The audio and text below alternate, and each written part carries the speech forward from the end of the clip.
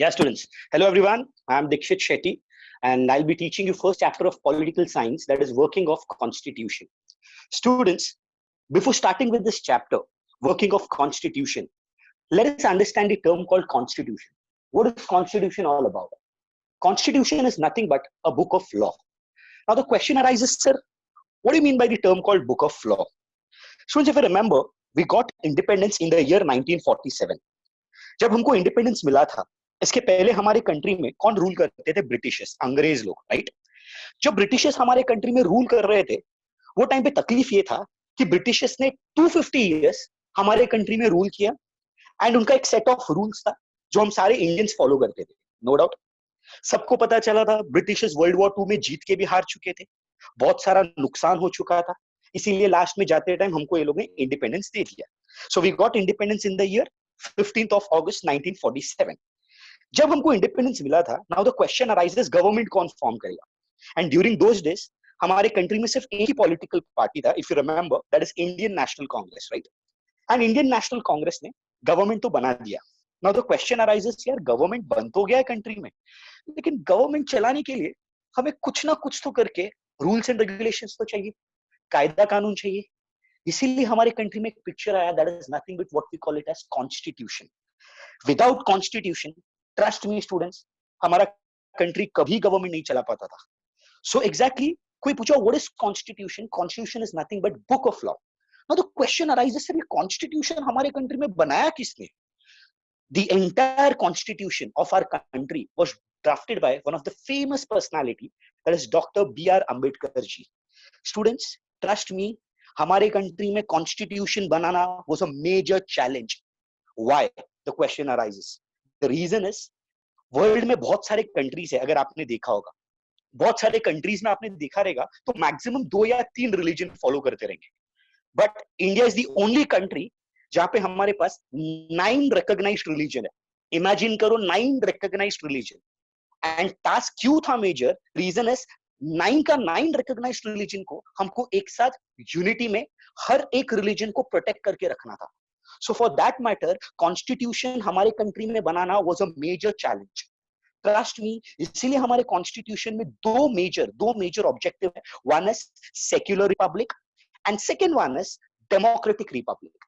Now the question arises, sir, what is secular republic? Secular republic means each and every religion in our country को equal importance दिया गया है। कोई हमारे country में religion बड़ा नहीं है, कोई हमारे कंट्री में रिलीजन छोटा नहीं है। 9 recognized religion, equal rights, equal importance and equal opportunity. Second objective was democratic republic. Now the question arises, sir, what is democratic republic? ये हम आगे पढ़ेंगे। But इंडिपेंडेंस मिला 1947 में and this constitution came into force on 26 जन 1950। दिमाग में question है, सर 1947 में इंडिपेंडेंस मिला, 2.5 साल बाद आप बोलते हो कॉन्स्टिट्यूशन आया, फिर ये 2.5 साल तक कर क्या रहे थे? स्टूडेंट्स, ये 2.5 years हमारी ड्राफ्टिंग कमेटी सिर्फ एक ही चीज बनवा था, that is constitution. Trust me students, अगर कॉन्स्टिट्यूशन नहीं बनता ना, हम सारे बच्चे बचपन में पैदा होते ही चक्कू चूरी तलवार लेके घूमते थे, धन धन एक दूसरे को मार देते थे। सो आज हमारे कंट्री में रूल्स एंड रेगुलेशंस है, इसीलिए हमारे दिमाग में एक डर है कि कॉन्स्टिट्यूशन के अगेंस्ट कोई गया, वो लोग बिहाइंड द बार्स चले जाएंगे, प्रिजन में चले जाएंगे। So students, remember one thing, what is constitution? Constitution is nothing but a book of law. 2 major objectives in constitution, one is secular republic and second one is क्या? Democratic republic. कभी से आया था ये constitution? 26th of Jan 1950. Let us proceed further. Students, in this chapter we are going to focus on 3 areas. First one is democracy, second one is social justice, and third one is judicial system. Let us understand what exactly is democracy all about. Students, if you remember, आप लोग ने 9th standard में पढ़ा रहेगा democracy के बारे में, right? हमको बचपन से डेमोक्रेसी मतलब एक ही चीज दिमाग में हमारे डेफिनेशन आता है, democracy is nothing but for the people, by the people end of the people. ये हमको किसने बताया था? Famous American personality Abraham Lincoln, याद रहेगा तो, राइट? जब इन्होंने हमको बताया for the people, of the people, by the people, तो क्वेश्चन राइज, सर इसका मतलब है क्या डेमोक्रेसी का? जरा वो तो बताओ ना। तो एक सिंपल क्वेश्चन पूछता हूँ, हमारे कंट्री में इलेक्शन सबको पता है कितने साल में एक बार होता है? 5 years में। 5 साल में जब एक बार इलेक्शन होता है, हम सारे जिनका भी एज अबव 18 है, हम वोट करने जाते हैं, राइट? जब हम वोट करने जाते हैं हम कोई ना कोई तो रिप्रेजेंटेटिव को चुन के लेकर आते, एंड यही रिप्रेजेंटेटिव जिनको हम चुनते, जिनको हम इलेक्ट करते थ्रू इलेक्शन, ये लोग अपना क्या फॉर्म करते, गवर्नमेंट। मतलब आफ्टर एवरी 5 ईयर इंडिया में इलेक्शन होता है, हम जैसे आम जनता इलेक्शन में वोट करने जाते हैं, हम जैसे आम जनता एक रिप्रेजेंटेटिव चुन के लेके आते हैं, एंड ये रिप्रेजेंटेटिव अपना क्या फॉर्म करता है, गवर्नमेंट। जैसे कि हमने आज कौन से पार्टी को चुन के लाया सेंट्रल में, बीजेपी, राइट। बीजेपी में से एक जन प्राइम मिनिस्टर बने, कौन बने, नरेंद्र मोदी जी, राइट।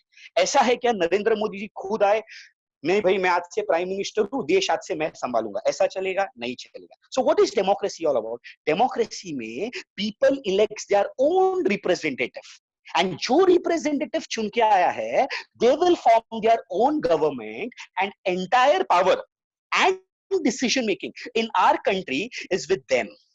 सो आज हमारा पूरा कंट्री कौन संभाल रहे स्टूडेंट्स, बीजेपी, क्योंकि वो इलेक्शन जीत के आए हैं, उनके सारे रिप्रेजेंटेटिव्स ने गवर्नमेंट फॉर्म किया है, और उन्हीं में से एक जन प्राइम मिनिस्टर बन गए जो है नरेंद्र मोदी जी। सो मैं बोलूं तो हमारे कंट्री में एक रिप्रेजेंटेटिव स्ट्रक्चर फॉर्म हुआ है।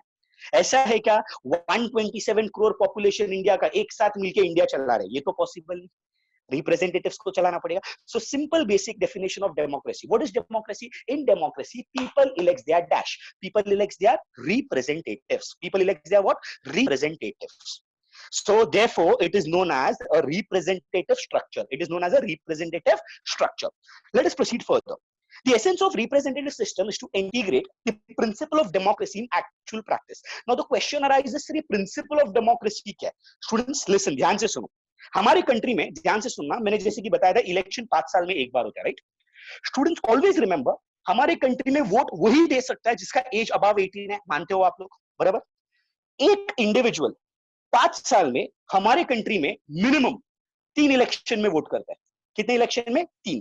ध्यान से सुनो, first one is parliamentary election, second one is state legislative election, and third one is, याद रखना, जिसको हम लोग बोलते हैं लोकल इलेक्शन। वापस मैं बता रहा हूं, ध्यान से सुनना, first one is parliamentary election which is also known as Lok Sabha election, याद रखो। Second one is state legislative election, and third one is local election. अब क्वेश्चन अराइजेस सर तीनों में फर्क क्या है। लोकसभा इलेक्शन मतलब याद रखो सेंट्रल गवर्नमेंट फॉर्म होता है। आज हमारे कंट्री में सेंट्रल गवर्नमेंट में किसका गवर्नमेंट है, बीजेपी गवर्नमेंट, वो इलेक्शन को हम बोलते हैं लोकसभा इलेक्शन। वहां पे कौन चुन के आया हमारे कंट्री में, प्राइम मिनिस्टर नरेंद्र मोदी जी, वो इलेक्शन को हम बोलते हैं Lok Sabha election. Second is state legislative election. What is state legislative election, मतलब महाराष्ट्र स्टेट के अंदर जो इलेक्शन होता है, जहां पे महाराष्ट्र का सीएम चुन के आते हैं, दैट इज चीफ मिनिस्टर, वो इलेक्शन को we call it as state election. And third one is local election, जहां पे हम पर्टिकुलर एरिया में जहां रहते हैं वहां पे नगर सेवक या कॉर्पोरेटर चुन के लेकर आते हैं, वो इलेक्शन को we call it as local government election. So always remember there are 3 types of election, one is parliamentary, second one is state legislature, and third one is, remember, local government. Parliamentary election में we elect prime minister, state legislative election में we elect chief minister, whereas local government election में we elect what, corporator or nagar sevak. Students, now the question arises, sir, what are the principles of democracy? One basic principle we have already discussed, that people elect their representative, right? Representative structure. Second is holding free and fair election. I'll tell you how. Students, जैसे कि मैंने आप लोगों को बताया था election 5 साल में एक बार होता है, राइट। 5 साल में एक बार जब इलेक्शन होता है, हमारे कंट्री में वही वोट कर सकते हैं जिनका एज अबव 18 है, राइट। जो रिप्रेजेंटेटिव चुन के आएंगे वो लोग अपना गवर्नमेंट फॉर्म करेंगे, सारा पावर उन्हीं के पास है, सारा डिसीजन उनके पास है। मतलब मैं सिंपल टर्म में बोलूं, आज पूरा सेंट्रल गवर्नमेंट संभालने वाले कौन है, BJP party, and Narendra Modi ji का डिसीजन एंड हर एक पावर उनके पास है, right. But there are few countries who claims that we adopt democracy, but in a real sense वहां पे डेमोक्रेसी नहीं है। Let us take example of Pakistan. Students, एक एग्जांपल बता रहा हूं आउट ऑफ टेक्स्ट बुक, तुम्हारे नॉलेज के लिए, ध्यान से सुनना। पाकिस्तान एक ऐसा कंट्री है जहां पे इलेक्शन हर 5 साल में होता है, नो डाउट। वहां के लोग वोटिंग करने भी जाते हैं, नो डाउट। वहां पे गवर्नमेंट भी फॉर्म होता है, नो डाउट। जैसे कि आज वहां के प्राइम मिनिस्टर इमरान खान है, राइट। बट रिमेंबर स्टूडेंट्स, वहां पे पूरा पावर एंड पूरा डिसीजन मेकिंग अथॉरिटी गवर्नमेंट के हाथ में नहीं है। आधे से ज्यादा पावर किसके पास है मालूम है, मिलिट्री के पास है। सो इसको हम रियल सेंस में डेमोक्रेसी कह सकते हैं क्या, नहीं। What is democracy, simple language में मैंने बताया था, पीपल्स गवर्नमेंट, मतलब पीपल इलेक्ट्स देयर रिप्रेजेंटेटिव और वही गवर्नमेंट बनाएगा। बट पाकिस्तान में रियल सेंस में डेमोक्रेसी नहीं है। Second example, holding free and fair election. Students, if you remember, आज हमारे कंट्री में एक पॉलिटिकल पार्टी नहीं है, we have many political parties. Let's take example, we have Indian National Congress, we have NCP, we have Shiv Sena, we have BJP, right? और भी बहुत सारे पार्टी. जब हम इलेक्शन में वोट करने जाते हैं, कोई हमको गन पॉइंट में रख के बोल सकता है नहीं भाई तेरे को यही पर्टिकुलर पार्टी को वोट करना पड़ेगा. ये तो पॉसिबल नहीं. हमको जिनको वोट करना है हम उसको वोट कर सकते हैं, राइट? इतना ही नहीं, हमारे यहाँ पे इलेक्शन कंडक्ट करने के लिए there is a separate body called election commission. Election commission एक ऐसा बॉडी है जो कोई पॉलिटिकल पार्टी को बिलोंग नहीं करता है. हमारे यहाँ पे इलेक्शन में एक पॉलिटिकल पार्टी नहीं है, बहुत सारे अलग अलग पॉलिटिकल पार्टी इलेक्शन कंटेस्ट करते हैं, अलग अलग पार्टीज के कैंडिडेट्स रहते हैं एंड अलग अलग पार्टीज के रिप्रेजेंटेटिव चुन के आते हैं. मानते हो बात? एंड उसमें से जो मेजोरिटी है वो अपना क्या फॉर्म करते हैं? गवर्नमेंट. जैसे कि मैंने बताया बीजेपी ने मेजोरिटी वोट जीता, रिप्रेजेंटेटिव आया मेजोरिटी एंड इन्होंने मिलकर अपना क्या फॉर्म किया? गवर्नमेंट. बट एक कंट्री ऐसा है जहां पे इलेक्शन भी होता है, कैंडिडेट्स भी चुन के आते, रिप्रेजेंटेटिव भी चुन के आते, लेकिन फिर भी वहां पे फ्री एंड फेयर इलेक्शन नहीं होता. मैं आपको बताता हूं कौन सा. Students, our neighbouring country China. आपने सुना रहेगा चप्टों का देश, बराबर? चाइना इज अ कंट्री जहां पे आप बिलीव नहीं करोगे, एक ही पॉलिटिकल पार्टी है, that is communist party of China.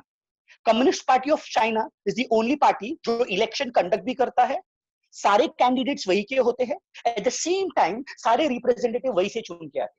Students, do you really think real sense में इसको हम डेमोक्रेसी बोल सकते हैं? नहीं बोल सकते. सो स्टूडेंट्स, ये दोनों एग्जांपल तुम्हारे नॉलेज के लिए बताया. याद रखना, main principle of democracy is holding free and fair election, and second one is, if you remember, people elects their representative. मतलब यहाँ पे कौन सा स्ट्रक्चर चलता है? रिप्रेजेंटेटिव स्ट्रक्चर चलता है. याद रखना students. At the same time students, one more thing, this increases the participation of people in political process and political competition, shows that Indian democracy has become successful to a great extent. So students, one more time we will recap it. First one, if you remember, constitution is nothing but, हमने क्या बताया था? It is nothing but book of law.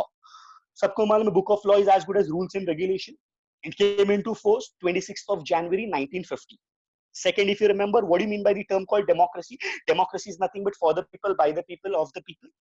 In democracy, people elects their dash. मैंने बताया था representative. Therefore, it is known as representative structure. At the same time, democracy चलाने के लिए we have particular principles of democracy.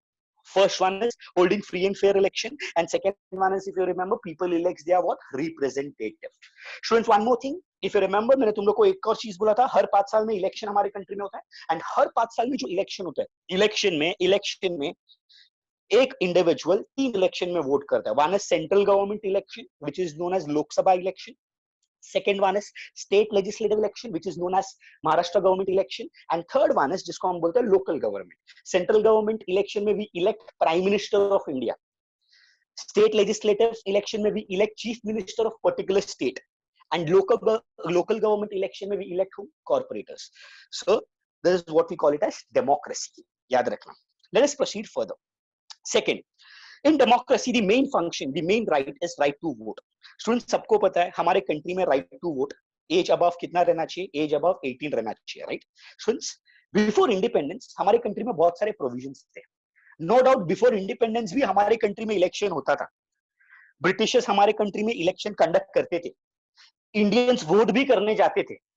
But वो time पे rule क्या था students? Only those Indians who owns property has right to vote. मतलब जिनके पास property नहीं था वो वहां पे वोट नहीं कर सकते थे, जिसको हम बोलते थे suffrage. What is suffrage? Suffrage is nothing but right to vote. But now the entire provision has been cancelled. आज एक भी ऐसा प्रोविजन लागू नहीं होता है इंडिया में. ये प्रोविजन कैंसिल करने के बाद इन्होंने एक एज लिमिट रखा. अब ये एज लिमिट क्या बोलता है मालूम है? कोई भी मेल, कोई भी फीमेल, प्रॉपर्टी रहो ना रहो चलेगा. If his age is, his or her age is above 21, he has a right to vote. मतलब अब इन्होंने एज लिमिट कितना रखा? 21. कितना रखा? 21. फिर वापस अमेंडमेंट हुआ, फिर वापस चेंजेस लाए गए. ये 21 से ये लोग ने रिड्यूस करके आज कितना रखा है स्टूडेंट्स? याद रखना, 18. Now the question arises, why this age limit was reduced from 21 to 18? Board question है स्टूडेंट्स, आएगा ये. Simple answer, the voting age was reduced from 21 to 18 so that they could increase opportunity of political participation of young generation. Because हमारा government चाहता था कि जितना young generation अंदर आएंगे पॉलिटिक्स में, उतना मॉडर्न थिंकिंग आएगा कंट्री में, उतना डेवलपमेंट होगा कंट्री में. So they wanted to increase participation of young generation. That's the reason age limit was reduced from 21 to 8. So students, initially कितना था मैंने बताया 21. Later on it was reduced from 21 to how much? 18. Why it was reduced from 21 to 18? Simple reason याद रखना, to increase political participation of young generation.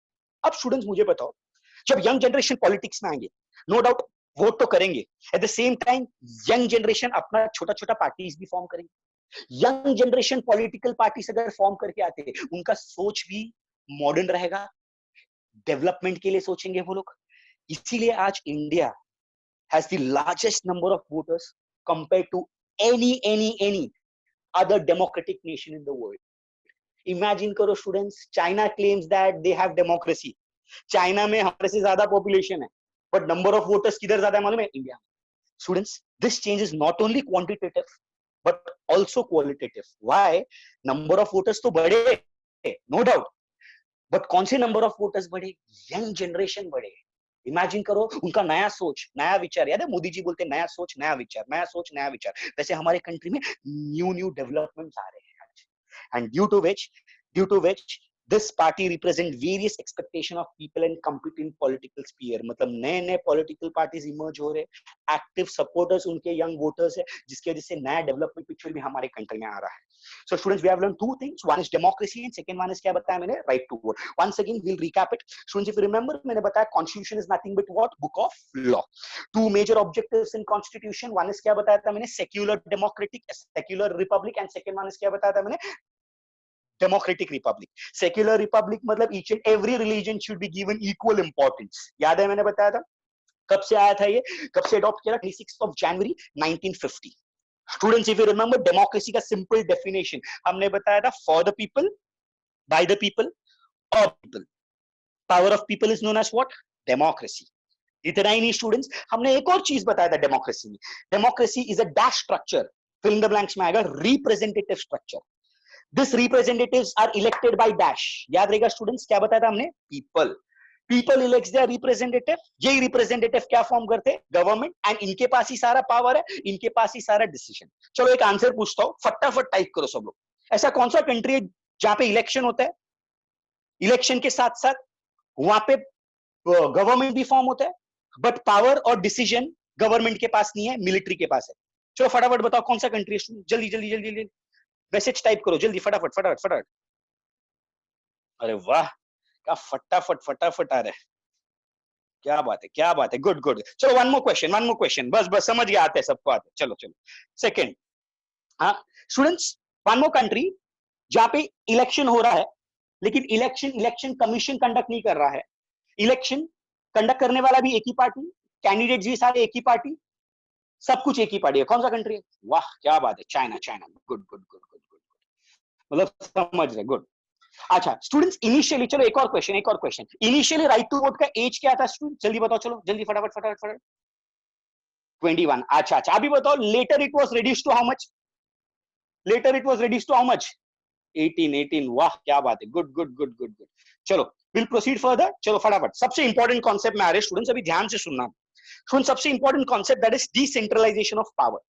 No तो question arises, sir ये decentralisation of power क्या है, जरा बताओ ना हमको. Students remember, what is decentralisation? Let us understand centralisation क्या होता है. सेंट्रलाइजेशन मींस सारा पावर किसी एक के हाथ में दो. वापस मैं बता रहा हूं, सेंट्रलाइजेशन मींस सारा पावर किसी एक के हाथ में दो. What is decentralisation? ये जो पावर है, ये पावर को हम अभी डिस्ट्रीब्यूट कर रहे हैं. We are transferring power, we are transferring authority, we are transferring responsibility to different groups. मतलब what is decentralization of power? Entire power has been distributed. But how? Now the question arises, sir ये कैसे होने का possible है? जरा मेरे को बताओ ना सर, ध्यान से सुनो अभी. हाँ स्टूडेंट्स, बहुत इंपॉर्टेंट है. सबसे पहला, हमारे कंट्री में अगर मैंने बताया था, हर 5 साल में कितने इलेक्शन में लोग वोट करते हैं? 3 इलेक्शन. हर 5 साल में 3 इलेक्शन में वोट करते. सबसे पहला इलेक्शन इफ यू रिमेंबर हमने बताया था लोकसभा इलेक्शन, जिसको हम बोलते हैं पार्लियामेंट्री इलेक्शन, राइट? जहां पे कौन सा गवर्नमेंट फॉर्म होता है स्टूडेंट्स? Central government. सेकेंड हमारे कंट्री में कौन सा होता है? State legislative election. If you remember Maharashtra का इलेक्शन जो होता है, राइट। थर्ड हमारे कंट्री में कौन सा इलेक्शन होता है? लोकसभा इलेक्शन, बराबर। सुनो अभी डिसेंट्रलाइजेशन ऑफ पावर क्या है। फ्रेंड्स, इन आवर कंट्री, हमारे कंट्री में सारा पावर सेंट्रल गवर्नमेंट के हाथ में नहीं है, बल्कि हमारे कंट्री में पावर्स को डिस्ट्रीब्यूट किया गया है अलग अलग अलग अलग स्टेट्स में। वापस में जा रहा हूं, ध्यान से सुनो। सारा पावर सेंट्रल गवर्नमेंट के हाथ में नहीं है। Central government as a authority to care of central government only, whereas state government as an authority to take care of particular state. Maharashtra state government का जो भी प्रॉब्लम रहेगा, ये डिसाइड करने वाले उद्धव ठाकरे जी रहेंगे सोल्यूशन। नरेंद्र मोदी जी बोल नहीं सकते उद्धव ठाकरे जी ये करो वो करो। उद्धव ठाकरे जी के पास फुल अथॉरिटी है महाराष्ट्र गवर्नमेंट चलाना है, मगर नरेंद्र मोदी जी को फुल अथॉरिटी है सेंट्रल गवर्नमेंट चलाने का। मतलब centre is at the top, उनके नीचे बहुत सारे स्टेट गवर्नमेंट्स आ गए, एंड स्टेट गवर्नमेंट के नीचे क्या आ गया? Local government. मतलब यहाँ पे पावर्स को क्या किया मालूम है? डिस्ट्रीब्यूट किया है। पावर्स को क्या किया है? डिस्ट्रीब्यूट। मतलब टॉप में कौन आएगा? सेंट्रल गवर्नमेंट, उसके नीचे कौन आ गए हमारे यहाँ पे? स्टेट गवर्नमेंट, उसके नीचे कौन आए हमारे यहाँ पे? Local government. तो क्वेश्चन आ रहा है सर लोकल गवर्नमेंट का काम क्या है, जरा मेरे को बताओ ना। स्टूडेंट्स, लेट्स टेक एग्जांपल, हमारे पर्टिकुलर एरिया में अगर कोई प्रॉब्लम रहेगा, हम क्या मोदी जी को कंप्लेंट डालेंगे? नहीं ना। हम हमारे लोकल कॉर्पोरेटर या लोकल नगर सेवक जो है उनको बताएंगे भाई ये प्रॉब्लम है, इसका हमको सोल्यूशन दो। हम मोदी जी को ये बोलेंगे 5 दिन से पानी नहीं आ रहा है, हम 5 दिन से नहाए नहीं, घर पूरा बास मार रहे, चलो पानी दिलवाओ हम। ये तो पॉसिबल नहीं है स्टूडेंट्स, राइट। हमारा जो भी तकलीफ है हम किसको बताएंगे? Local government. लोकल गवर्नमेंट जाके स्टेट गवर्नमेंट को बताएगा, फिर जाके कुछ ना कुछ तो सोल्यूशन निकलेगा। So always remember what is decentralization? Decentralization of power means हम लोग पावर को क्या किया? डिस्ट्रीब्यूट, so that किसी एक आदमी के पास पूरा पावर नहीं। अगर किसी एक आदमी के पास पूरा पावर नहीं होगा, सो मतलब वहां पे पावर का मिसयूज भी नहीं होगा। मतलब सबसे main feature in decentralisation, we control misuse of power, and at the same time we also create opportunity for political participation। मतलब पूरा पावर एक आदमी के पास नहीं है, पावर डिस्ट्रीब्यूट हुआ है, मतलब बहुत सारे लोग पॉलिटिक्स में आए, पॉलिटिकल पार्टिसिपेशन धीरे धीरे धीरे धीरे हमारे कंट्री में बढ़ गया है। समझ रहे हो? And one such important provision is regarding empowering local self government. याद रखना स्टूडेंट, जैसे सिटीज में कॉर्पोरेटर्स होते हैं, वैसे विलेजेस में ग्राम पंचायत होता है, सरपंच होता है। इनको क्यों बनाया गया students? The reason is gram panchayat रहेगा तब जाके गांव डेवलप होगा। अगर ग्राम पंचायत नहीं बनेगा तो गांव में क्या प्रॉब्लम है ये कभी सेंटर तक पहुंचेगा ही नहीं। नरेंद्र मोदी जी को पता ही नहीं चलेगा भाई यार नासिक के छोटे गांव में क्या तकलीफ चालू है, ये कैसे पता चलेगा? Because of gram panchayat. ग्राम पंचायत बताएगा तालुका, तालुका बताएगा डिस्ट्रिक्ट को, डिस्ट्रिक्ट बताएगा स्टेट गवर्नमेंट, स्टेट गवर्नमेंट जाके सेंट्रल गवर्नमेंट से अप्रूवल देगा। मतलब सबसे इंपॉर्टेंट चीज ये लोग ने जो डिसेंट्रलाइजेशन में किया है, that is local self government. What is local self government? मतलब हमारे कंट्री में क्या फॉर्म हो चुका है? ग्राम पंचायत। क्या फॉर्म हो चुका है स्टूडेंट्स? ग्राम पंचायत। एंड ये कब आया था स्टूडेंट्स? कौन से अमेंडमेंट्स में आया था? 73rd and 74th amendment of Indian Constitution. Now the question arises, sir, what do you mean by the term called amendment? याद रखना स्टूडेंट्स, amendment means changes। याद रहेगा तो मैंने आप लोगों को बताया था हमारे कंट्री में कॉन्स्टिट्यूशन बनाया था 1950 में। टुडे 2020, ऑलमोस्ट 70 साल बीत गए। लगता नहीं 70 साल में बहुत सारा चेंजेस आया, बहुत सारा जनरेशन चेंज हुआ है। तो लगता है वही हिसाब से हम जो 70 इयर्स पहले कॉन्स्टिट्यूशन बनाया था वही अभी भी हम चला पाएंगे क्या? नहीं। This is nothing but what we call it as amendments. What we call it as amendments. So what do you mean by the term called amendment? Amendment is as good as changes. So वापस मैं बोल रहा हूँ students, decentralization मतलब क्या? Power has been distributed. Power has been what? Distributed. याद रहेगा पक्का? Q, to control misuse of power and to create what? Opportunity for political participation. ये आंसर है स्टूडेंट्स, याद रखना decentralization of democracy का। अच्छा, कौन से amendment में changes लाया था? 73rd and क्या बताया मैंने? 74th।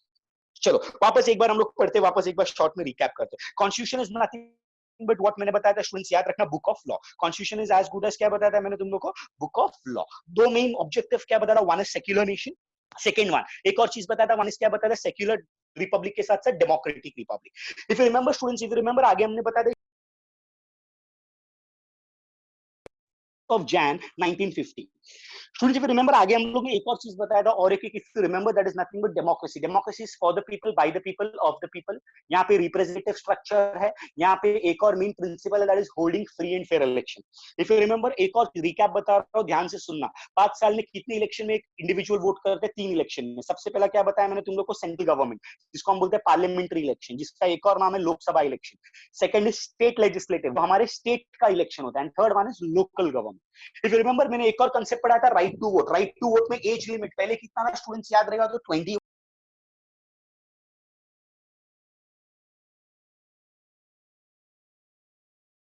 This age limit has been reduced from 21 to 18. The reason is, सबको पता है, to increase political participation. To increase what? Political participation. याद रहेगा students. If you remember एक और चीज हमने पढ़ाया था, that is nothing but decentralization of democracy. What do you mean by the term called decentralization? मतलब पावर्स को हम क्या कर रहे हैं मालूम है स्टूडेंट्स? याद रखो, decentralize यानी कि पावर्स को हम क्या कर रहे हैं? डिस्ट्रीब्यूट. क्या कर रहे हैं हम लोग? डिस्ट्रीब्यूट. स्टूडेंट्स सबसे लास्ट, सबसे इंपॉर्टेंट एक स्टोरी बताऊंगा आज, ध्यान से सुनना. सबसे इंपॉर्टेंट कंसेप्ट, ध्यान से सुनना, इज राइट टू इंफॉर्मेशन. अभी राइट टू इंफॉर्मेशन क्या है, क्यों है, कैसा है, ये पूरा डिटेल में हम जाएंगे. एक अच्छा सा ब्यूटीफुल स्टोरी, रियल फैक्ट बताऊंगा, ध्यान से सुनते जाना, फिर बाद में जाके गूगल भी करना. ध्यान से सुनो. What is right to information? Students क्या होता था, 2005 में राइट टू इंफॉर्मेशन करके एक नया राइट हमारे कंट्री में इंट्रोड्यूस हुआ था. बहुत फायदेमंद राइट है स्टूडेंट्स, ध्यान से सुनो. बिफोर 2005 हमारे कंट्री में गवर्नमेंट क्या करता था, इसका कोई हिसाब किताब हमारे पास नहीं था. गवर्नमेंट किधर पैसा खर्चा किया, किधर पैसा लिया, ये ब्रिज कितने में बना, क्या प्रॉब्लम, क्या तकलीफ, इसका कोई भी चीज का हिसाब किताब हमारे पास नहीं था 2005 से पहला. बट आज because of right to information we have a right कि हम गवर्नमेंट को क्वेश्चन कर सकते हैं कि हमको ये चीज का इंफॉर्मेशन चाहिए. गवर्नमेंट अगर कोई ब्रिज बांधता है और हमको लगता है ये ब्रिज में गवर्नमेंट ने कुछ पैसा ऊपर नीचे किया है, we can question government saying that we want entire information of this particular bridge. Trust me students, ये फैक्ट है. मतलब राइट टू इंफॉर्मेशन के तहत हम गवर्नमेंट से जो इंफॉर्मेशन बनता है वो इंफॉर्मेशन ले सकते हैं. इससे क्या होगा मालूम है? गवर्नमेंट और पीपल के बीच, गवर्नमेंट और आम जनता के बीच एक चीज बढ़ेगा, that is nothing but what we call it as interaction, communication.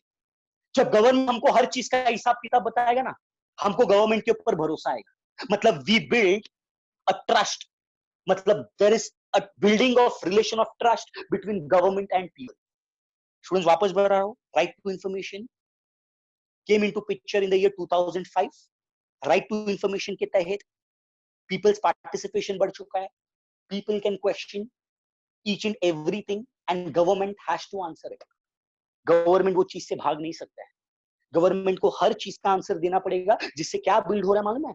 Government और पीपल के बीच में ट्रस्ट. चलो मैं एक एग्जांपल देता हूँ, स्टोरी आज बताता हूँ, ध्यान से सुनो. Students there was a person जिसका नाम था रतन लाल.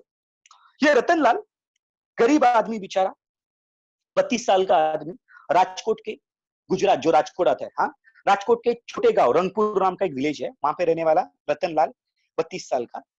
लेकिन भगवान ने दोनों आंख नहीं दिए थे बचपन से पैदा होते. He was a blind man, right. अब प्रॉब्लम ये था, रतनलाल का जो घर था वहां से हाईवे 4 किलोमीटर की दूरी में था. कितना? 4 किलोमीटर की दूरी में. अब रतनलाल वहां से हाईवे पहुंचने के लिए जो 4 किलोमीटर का दूरी था स्टूडेंट्स, वो जो रास्ता बनाया गया था गवर्नमेंट की तरफ से, एकदम बेकार रास्ता था. मतलब गवर्नमेंट ने कुछ काम ही नहीं किया था. पिछले 3 साल वो रास्ते का बिल्कुल मरम्मत हुआ ही नहीं था. अब बेचारा रतनलाल टेरा, अंधा, ब्लाइंड मैन, बराबर घर से तो निकलता था लेकिन कभी हाईवे तक पहुंच ही नहीं पाता था. खड्डे वड्डे गिर विर जाता था. आजू बाजू गांव वाले एक दो मिले तो 2-3 टपली भी खींच देते थे बेचारे को. रतनलाल बेचारा कुछ ऑप्शन नहीं, एकदम टेंशन में. भले आंख से अंधा था स्टूडेंट्स, लेकिन याद रखना दिमाग से अंधा नहीं था वो. दिमाग से एकदम इंटेलिजेंट. रतनलाल को 2005 में पता चला राइट टू इंफॉर्मेशन के बारे में. मतलब रतनलाल को यह पता चला कि वो गवर्नमेंट से हिसाब मांग सकता है, ये रास्ता क्यों नहीं बांधा गया. सबसे पहले रतनलाल ने क्या किया मालूम स्टूडेंट्स? एक एप्लीकेशन लिखा अपने गांव के पंचायत ऑफिस में, सेइंग दैट कि मेरे घर से मेन रोड तक जाने वाला 4 किलोमीटर का रास्ता पिछले 3 साल में एक भी डेवलपमेंट नहीं हुआ, मेरे को ये चीज का आंसर चाहिए. पंचायत ऑफिस ने बोला यार ये ठहरा अंधा आदमी, इसको क्या हम जवाब देंगे. कुछ रिप्लाई नहीं आया. और रतनलाल बेचारा 2 महीना रुक गया. 2 महीने बाद सेकेंड एप्लीकेशन लिखा. ये बार ये एप्लीकेशन पंचायत ऑफिस को नहीं लिखा था।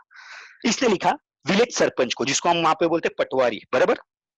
इनको जब उसने एप्लीकेशन लिखा, इन्हें भी कुछ रिप्लाई नहीं दिया।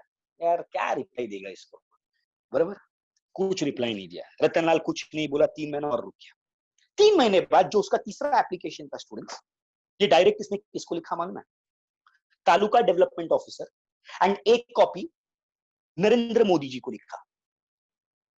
एक कॉपी किसको लिखा? नरेंद्र मोदी जी। स्टूडेंट्स, तालुका डेवलपमेंट ऑफिसर को तुरंत रिप्लाई देना पड़ा एंड रिप्लाई में ये आया था आंसर कि 2 बार फंडिंग हुआ था इन द ईयर 2016, बट अभी तक रास्ता बना नहीं।